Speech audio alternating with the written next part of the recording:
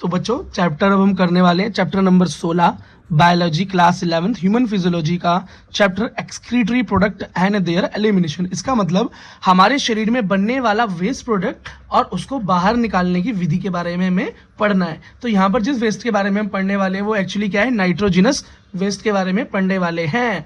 मतलब यहाँ पर हम बेटा बात करने वाले हैं अमोनिया की, यूरिया की और यूरिक एसिड की। तो अभी इससे पहले आप एनिमल किंगडम पढ़ के आए थे, इससे पहले बेटा 10th में ही पढ़ा था। तो आपको पता है कि अमोनिया जो वेस्ट प्रोडक्ट जहाँ जिन एनिमल्स में निकलता है वो अमीनोटैलिक, जहाँ से निकलता है यूरिया वो यूरियाटैलिक, और जिनके अंदर यूरिक एसिड निकलता है वो यूरिकोटैलिक कहलाते हैं। और इंसान किस कैटेगरी में आते हैं, ह्यूमंस कहाँ आते हैं, यूरिया वाली कैटेगरी के अंदर आते हैं। ठीक है बेटा।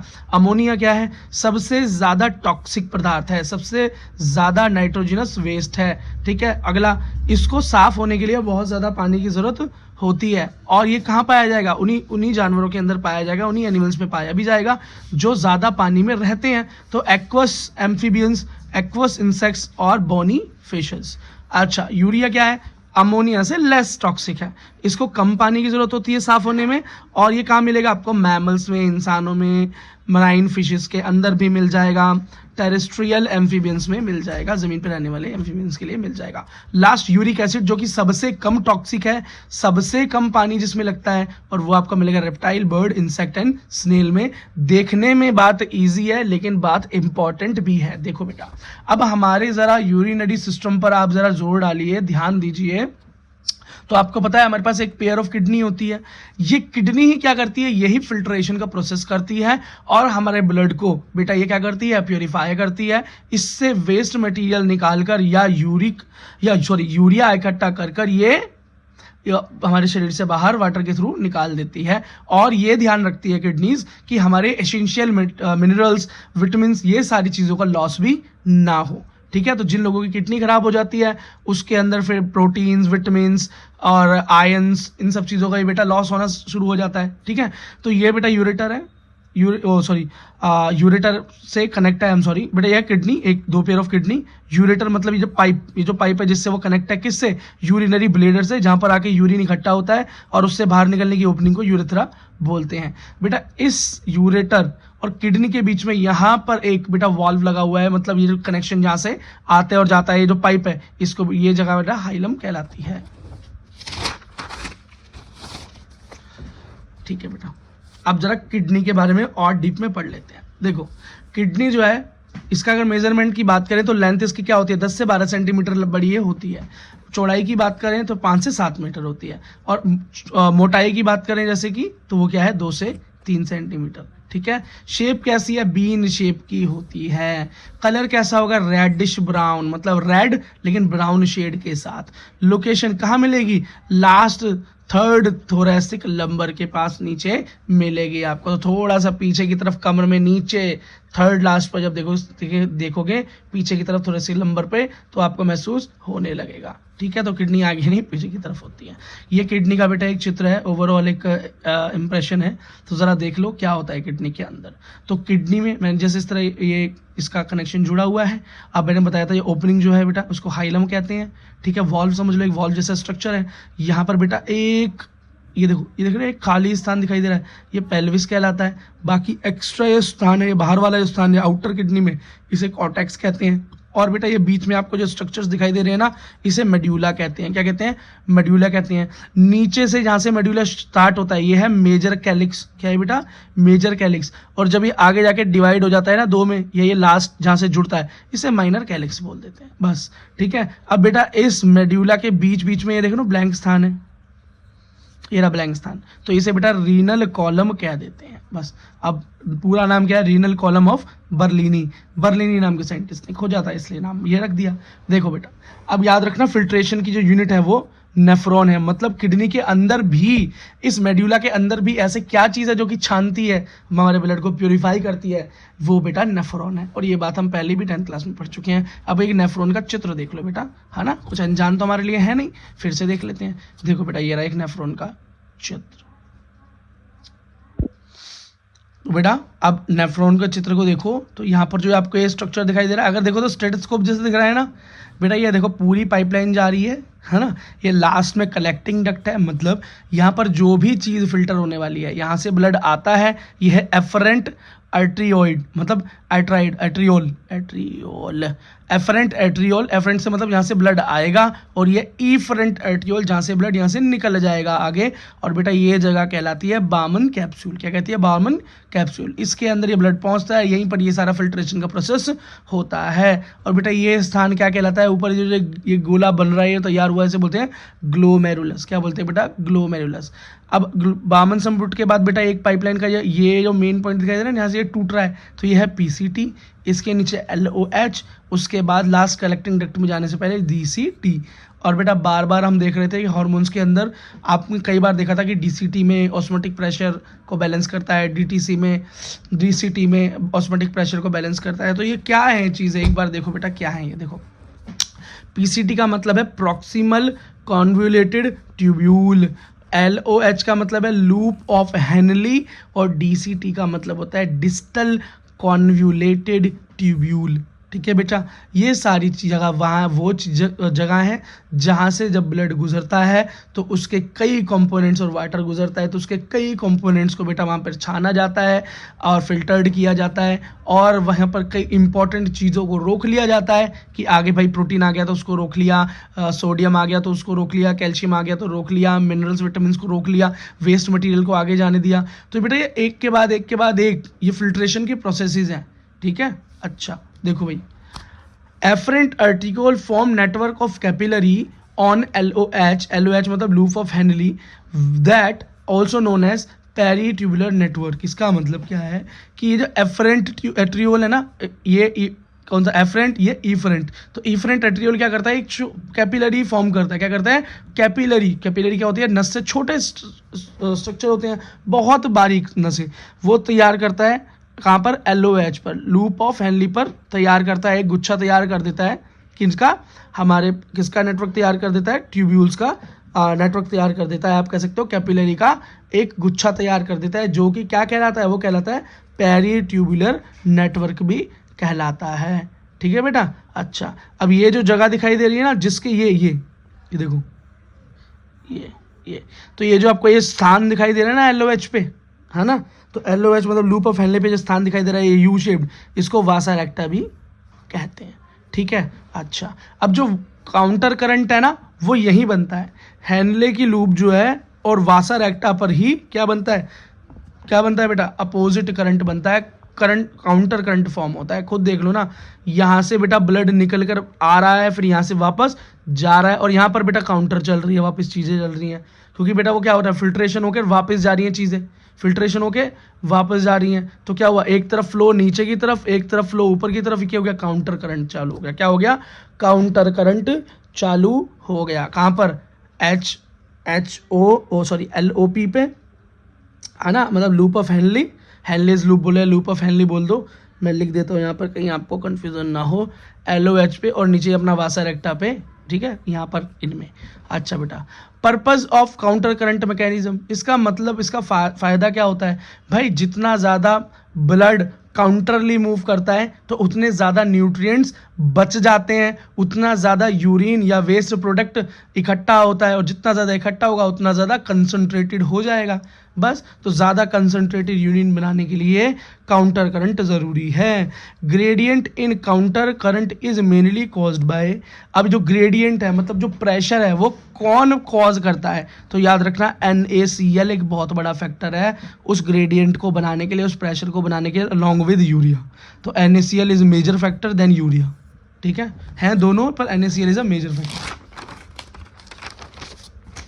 ठीक है बेटा, अब नेफ्रोल जो है दो तरह के होते हैं नेफ्रॉन्स, जैसे पहला होता है भाई कोर्टिकल नेफ्रॉन और दूसरा होता है जक्स्टा मेडुलरी नेफ्रॉन। बेटा याद रखना इस चीज़ को, जस्टा का मतलब होता है एक्स्ट्रा, जस्टा का मतलब एक्स्ट्रा, ये एक बेटा टिप है इसको याद रखने की। अब क्या याद रखने की, अभी आगे देखना। तो लूप ऑफ हेनले, LOH क्या है? इसका शॉर्ट है, इसका लूप ऑफ हेनले क्या है? बहुत छोटा सा है। कितना छोटा सा है भाई? इतना छोटा सा है कि एक्सटेंड लिटिल इनटू मेडुला, मतलब किडनी के मेडुलरी रीजन में बहुत कम जाता है।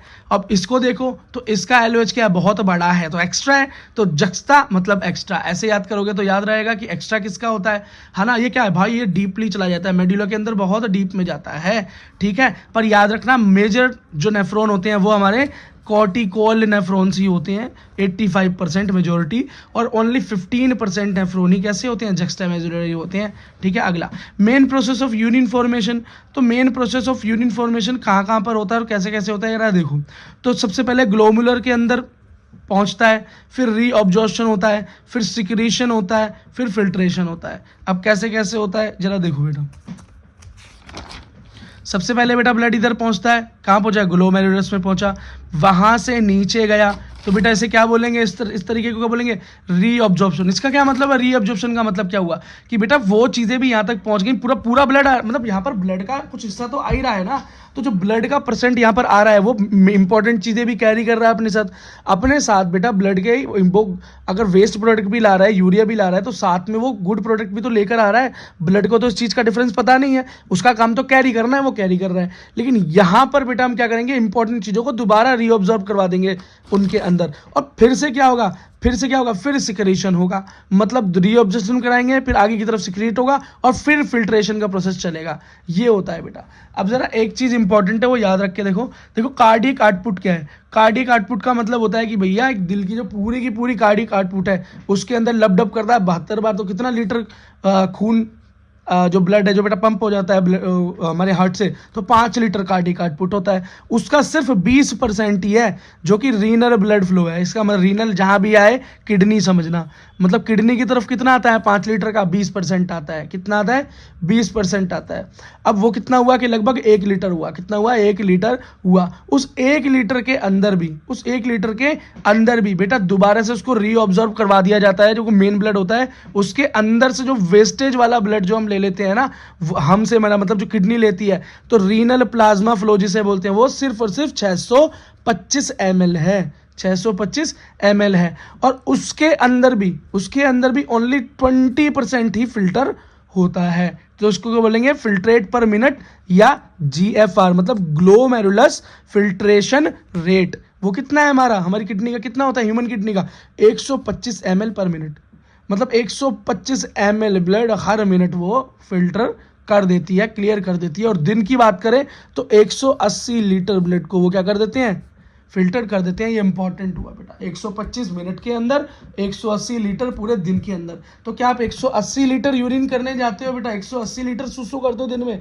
नहीं बेटा, फिर से रीअब्जॉर्प्शन का प्रोसेस चलता है, और इसके अंदर से भी दोबारा से जो न्यूट्रिएंट यहाँ तक पहुंच जाते हैं उसको भी फिर से एब्जॉर्ब किया जाता है ना। अब जब किया जाता है DCT में, LOH में, और तब जाके बेटा थोड़ा बहुत ही बचता है जो आप दिन में करते हैं सुसु, ठीक है। अब रीअब्जॉर्प्शन देखो कहाँ पर हो रहा है, देखो PCT के अंदर क्या हो रहा है, 70 to 80% electrolyte, water, actively sodium main factor, glucose, amino acid, passive urea मतलब प्रोटीन वगैरह, ये सारी चीज़ें 70 to 80% तो यहीं पर रीअब्जॉर्ब होती हैं।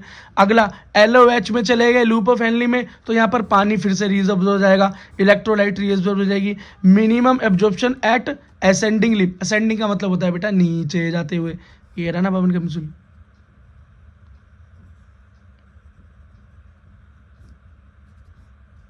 तो इस तरफ जब मोशन होता है तो डाउनवर्ड, ऐसा होता है तो अपवर्ड। ये कहना चाह रहा है कि भैया LOH के अंदर जब असेंडिंग ऑर्डर नीचे की तरफ जाते हैं तो एब्जॉर्प्शन कम होता है, ऊपर की तरफ मूव करते हैं तो ज्यादा होता है। DCT के अंदर चले गए तो पता चला सोडियम, वाटर, HCO3 और कंडीशनल रीअब्जॉर्प्शन। इसका मतलब जब जरूरत बहुत ज्यादा होती है तब उस कंडीशन में रीअब्जॉर्प्शन करवा लिया जाता है। ये थोड़ा इंपॉर्टेंट हुआ। कंडीशनल रीअब्जॉर्प्शन भी पूछते हैं कहाँ होता है, DCT में होता है।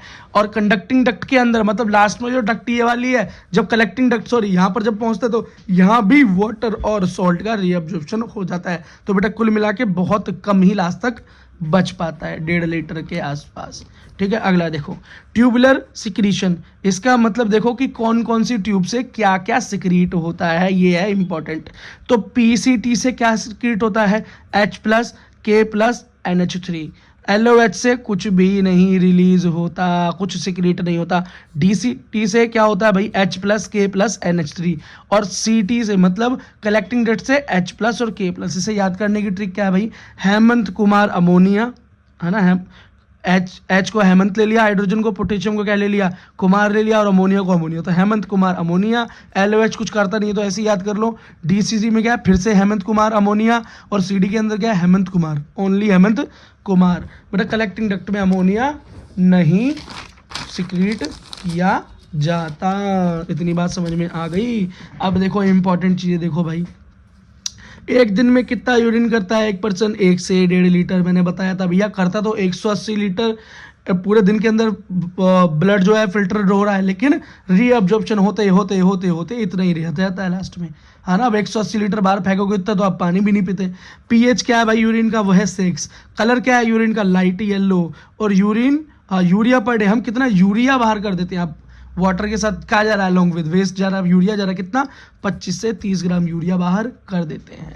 ठीक है, अच्छा RAS पढ़ना है हमें, रेनिन एंजियोटेंसिन सिस्टम। इसका क्या मतलब है, व्हेन GFR इज लो, मतलब जब आपका ग्लोमेरुलस फिल्ट्रेशन रेट कम हो जाए, आपकी किडनी कम काम करने लगे, हल्का काम करने लगे, तो याद रखना उस टाइम आपका BP भी क्या हो जाएगा, लो हो जाएगा। BP भी क्या हो जाएगा, लो हो जाएगा। तो अब शरीर क्या करेगा, शरीर बेटा कुछ इस तरह का फंक्शन करेगा, किडनी कुछ इस तरह का फंक्शन करेगी कि आपका GFR उठे और आपका BP भी उठ जाए। तो जब आपका BP लो होता है तो आपकी किडनीज क्या करती हैं, एक्टिवेट क्या करती हैं, किसको, जक्स्टा ग्लोमेरस सेल्स को। मतलब देख रहे हो वो जक्स्टा एक्स्ट्रा नेफ्रॉन वाली सेल्स एक्टिवेट हो गई। उन्होंने क्या निकाला, रिएनिन नाम का हार्मोन निकाला। वो रेनिन क्या करेगा, एंजियोटेंसिनोजन को कन्वर्ट कर देगा किसमें, एंजियोटेंसिन में। किसमें, एंजियोटेंसिन में। अब एंजियोटेंसिन क्या करेगा, ये करेगा वासो कॉन्ट्रैक्शन करवाएगा, मतलब कंट्रैक्शन करवाएगा, नीचे कंट्रैक्शन करवाएगा। ठीक है, और रिलीज ऑफ एल्डोस्टेरोन, और हार्मोन निकालेगा एल्डोस्टेरोन, जिसकी वजह से क्या होगा, आपका GFR भी बढ़ जाएगा और BP भी बढ़ जाएगा, क्योंकि दोनों क्या एक दूसरे से रिलेटेड हैं। अगला देखो भाई, अब मिक्सचुरेशन का प्रोसेस एक बार सीख लो। इसका मतलब आप टॉयलेट करते हो तो वो कैसे करते हो, क्या प्रोसेस है। सबसे पहले आपका यूरिनरी ब्लैडर भर जाएगा। जब आपकी किडनी सब कुछ फिल्टर करने के बाद वाटर को यूरिनरी ब्लैडर में डाल देंगे तो वो भर जाएगा, है ना। और फिर वो क्या करेगा, scratching of walls of urinary bladder. इसका मतलब ब्लैडर की वॉल्स पर प्रेशर पड़ेगा, क्या पड़ेगा, प्रेशर पड़ेगा। फिर सिग्नल CNS को पहुंच जाएगा, मतलब सेंट्रल नर्वस सिस्टम को वो सिग्नल पहुंचाया जाएगा। अब CNS क्या करवाएगा, contraction of muscle of urinary bladder. अब ब्लैडर की क्या करेगा बेटा, मसल्स को वो पिचकाएगा। ये मान लो देखो एक स्ट्रक्चर है, ये तो गेट है, नीचे अभी बंद है वो, अब ये तो है नहीं, भरते ही निकल जाएगा। आप कंट्रोल कर सकते हो ना गेट कब खोलना है नहीं। और ये मान लो ये भरा हुआ है वाटर, तो ये क्या होगा, ऊपर से ये दोनों मसल्स क्या होंगी, पिचकेंगी, ऊपर से पिचकेंगी। मान लो ये गुब्बारा है, ऊपर से आपने इसमें टाइट नहीं किया, उसको गांठ नहीं मारी उसमें, नीचे से उसको दबा दोगे तो क्या होगा, पानी निकल जाएगा। तो यही होता है। अब क्या करते हैं भाई, इसके अंदर मसल ब्लैडर की यूरिनरी का कंस्ट्रक्शन करवा देते हैं। कॉन्ट्रैक्ट होती क्या होगा, relaxation of urethral sphincter. Sphincter मतलब यहाँ पर गेट खुल जाएगा, ये रिलैक्स हो जाएगा, ये खुल जाएगा, पाथ दे देगा निकल। ये ऊपर दबा, इसने पाथ दिया और क्या हुआ, यूरिन बाहर निकल गया। और यही था बेटा आपका प्रोसेस, किसका, मिक्सचुरेशन का प्रोसेस। और आपका चैप्टर बेटा खत्म हुआ।